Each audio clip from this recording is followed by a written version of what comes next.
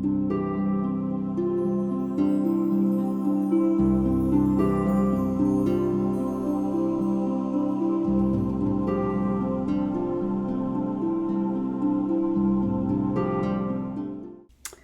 morning, everyone. My name is Dr. Laura Basha. It's October 1st, 2020, and October was always my favorite month, even as a kid. I'm originally from the East Coast, from the Boston area, and it was always a really beautiful, colorful time of year with the air.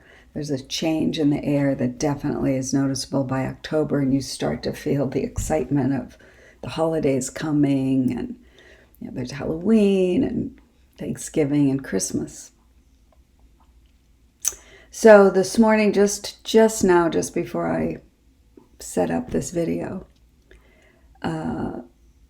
I got a red flag warning, another one. We have family members up in Santa Rosa, which is still burning. And they can't return to their homes probably till the middle of next week, although for the people in our family, they didn't lose their homes, which is a blessing, but they still are under threat because of the wildfires. And now, here I am in the Bay Area, and there's a red flag warning for the hills in the Bay Area because it's very warm. There's gusty winds over the next few days. It's very dry. Of course, we were in a drought. And for those people who are living in elevations over 1,000 feet, they are more susceptible to sparks that are blown in from the fires, even if the fires aren't that close. And if the sparks hit one of these wooden roofs, then we've got another fire. I did live through the fire in the Oakland Hills in '91, and it's quite a challenging experience. Now, I was just reading. I just ordered Jane Fonda's new book, What Can I Do? Her book is about the climate crisis. She's an extraordinary woman. She's 82, and she's just finished writing this book. And she's quite the advocate and really revolutionary person for climate restoration. And one of the things she was talking about was, we don't realize that the house is on fire. She was pointing to some of the younger people like Greta Thunberg who are warning us because they have to inherit this planet of what we are doing, and we're not paying attention. And I was in a conversation over this past weekend with some colleagues, and we were talking about that. We all live as though we have all the time in the world. We all live that way. I live that way. In spite of all the work I've done and the interest I am in growth and development, and I still sort of default into, I've got all the time in the world. I don't think of it exactly that way, but I do tend to operate that way. I think it's part of the nature of human being. But I also am an artist, and I also am somewhat of a poet, and I have a spiritual practice. I'm a psychologist. I've worked with thousands of people over these last decades. And I see everything in life as a metaphor. And one of the reasons as a young woman I came to California, I was in my 20s when I moved here, was the level of consciousness that is not completely a California mindset, but there's quite a lot of great thinkers in California and forward thinkers in California. And many of us are grateful to have Governor Newsom as our governor, who's very attentive to climate issues and health issues and immigration issues in ways that seem forward thinking to many of us. So I've always seen California as sort of a messenger of possibility. The human potential movement started here. We've taken a lot of flack over the years from people who don't agree with us, or people who are, kind of scoff at the possibility of consciousness and the possibility of being more than our human selves, accessing the source of life, and sort of, being a conduit for that, tapping into wisdom, meditating, all these great transformational possibilities that we as human beings have access to and are basically hardwired to bring in. So I was thinking about that, and I was thinking about that comment she was pointing to. And I was looking at what we're dealing with here with all the fires in California. And I think that California is still a metaphor for pointing towards waking up and pointing towards higher consciousness, because California is telling the world, literally and figuratively, the house is on fire. The house is on fire. So we Californians are losing many homes, beautiful homes, simple homes, sophisticated homes, places where people live, people's sanctuary. They have no time sometimes to get out alive and lose everything. And I think we want to pay attention to that.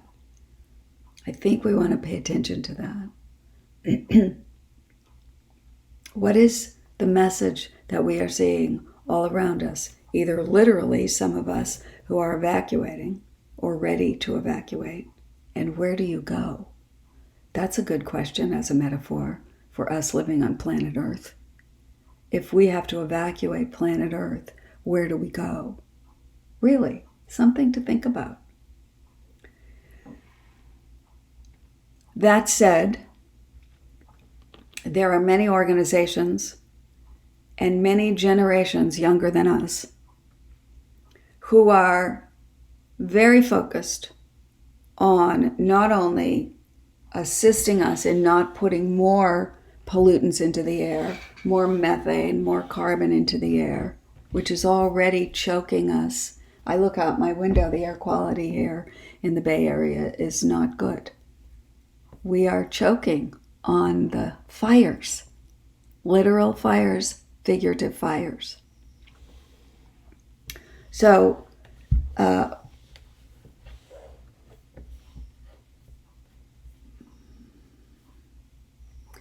I think that one of the things we want to be looking at is really waking up, getting our heads out of the sand, waking up from we have all the time in the world and looking to see what can we do. So by 2035 or 2050, science tells us it's possible to transfer and shift the things that we're doing that's putting more pollutants into the air to having things be sustainable and solar power and electric cars, all those kinds of recycling, all the plastics. There are things that we can do daily. But there's also now an organization which is called Climate Restoration. In climate restoration, there are people who have been working with climate restoration for decades.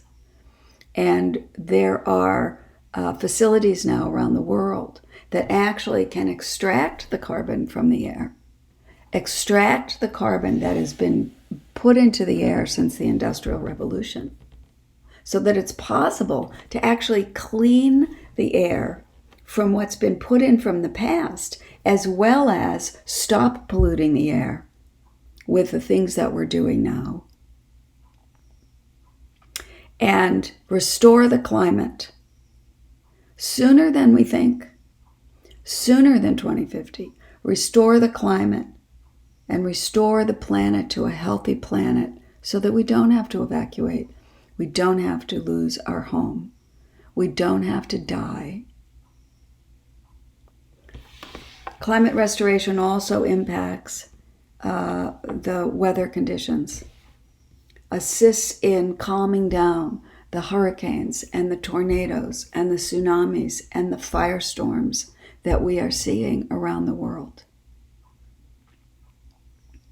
If you're interested in this, and just to be more inspired in these challenging times, go to foundationforclimaterestoration.org. It's on that website. There are videos from the conference that they just did like a couple weeks ago that are YouTube videos that are free. And you can listen not only to seniors who've been working on climate restoration for decades, but you can really be inspired by extraordinary young people, the generations to come, the generations who will be taking over the management of the planet, who are creating their own organizations for climate restoration. And these young people are brilliant. These young people are focused. These young people are passionate, serious, and they're not listening to climate deniers. One young man said, "Don't waste your time talking to climate deniers. Get in action and see what you can do." So there is hope. I think this whole circumstance we're in with the climate crisis, with the pandemic, is a gift to have us wake up to how negligent we have been, not like we should be worried. Don't waste your time worrying. Worry is useless. Worry just makes us look like we really care, but we're not really doing anything. Worry is kind of like being a victim. Be concerned. Be an activist. Be proactive. It doesn't have to be, you don't have to be out there, in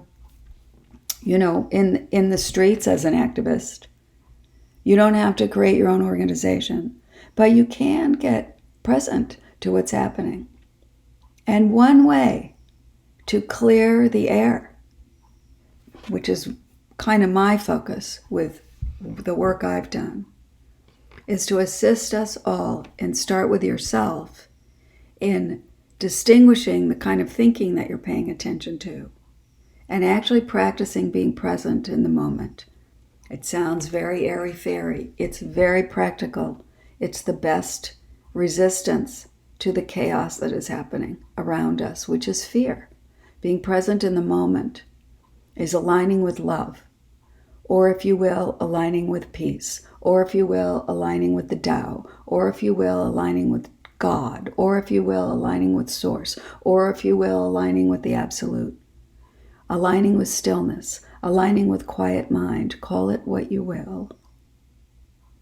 Being present in the moment with no attention to the machinery of thought that is ongoing. I love what Jack Kornfield says. He said the mind or the brain secretes thoughts like the saliva glands secrete saliva. It's just part of, it's like the body, the heart beats, the lungs breathe, the brain thinks. Start to consider that most of the thinking we pay attention to is just blah, blah. It's just yada, yada, yada. And start listening to your own wisdom and your own common sense and start looking for possibility, please. We all need to start looking for possibility and wake up from this mesmerizing ticker tape that we have all the time in the world. I hope this was helpful. I'm doing these videos because I just want to share my perceptions and hope that it's helpful to people. We can turn this around. We can turn all of this around. The last thing I would say, and I've never really been interested in politics. It's a game that I've never really been interested in playing. But right now I would say that game is so loud. Please vote. Please vote. And consider, if you don't vote, whoever wins, you voted for them. So please vote. Be conscious about your choice. And just consider the possibility of what can I do to assist in preserving this beauty of the planet, preserving my own peace of mind, and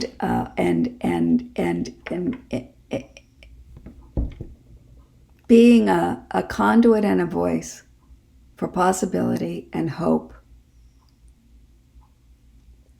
I wish you well. Have a great month. The holidays are coming. Let's celebrate humanity. Let's celebrate this beautiful planet. And let's wake up and get busy. Till next time.